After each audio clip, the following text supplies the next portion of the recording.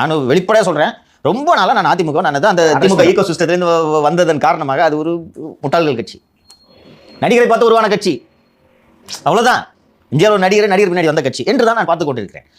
அப்புறம் ஆஃப்டர் 21 ஏன் இந்த கட்சி இப்படி இருக்குன்னு ஆராயும் போது தான் பல்வேறு விஷயங்கள் எனக்கு தெரியாது. மக்களின் கட்சி. உங்களை போல பண்டிதர்கள் போல கம்பராமாயணத்துக்கு விளக்க உரையோ தொல்காப்பியத்துக்கு இலக்கணமோ எழுத வேண்டியதில்லை. அவன் பாமரன். அவனோட பிரச்சனை எம்ஜிஆரா தான். கருணாநிதி மாதிரி தமிழ் இலக்கியம் பேச தெரியாது. பசித்தவனுக்கு சோறு போடு என்பது அவனுக்கு தெரியும். கம்பராமாயணத்துக்கு விளக்க உரை படித்த பண்டிதனுக்கு தேவை, வயிற்றுக்கு சோறு எல்லாருக்கும் தேவை. அவ்வளோதான். இந்த டிஃபரன்ஸ் நானே தாமதமாக புரிஞ்சுக்கிட்டேன். அதனால தான் அந்த கட்சி உயிர் போட இருக்கிறது. மக்களின் தேவை.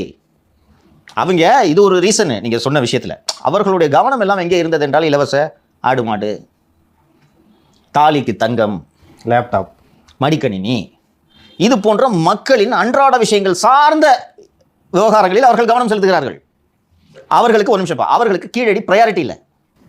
அது நமது வரலாறு, தொன்மம், இது பற்றிய விஷயங்கள் அதையும் செஞ்சாங்க. ஆனால் அது ப்ரையாரிட்டி இல்லை. அவங்க அதை முக்கியமாக நினைக்கல. இவங்க சோறு கூட உனக்கு இல்லை, ஆனால் நம்ம 3000 வருஷம் நாகரிகம் தெரியுமா பசி. ஏய், நான் எவ்வளோ பெரிய விஷயத்தை பற்றி பேசினுக்கிறேன். 3000 வருஷம் முன்னாடி நாகரிகம் சோற்றால் அடித்த பிண்டம் போல் பேசுகிறாய்.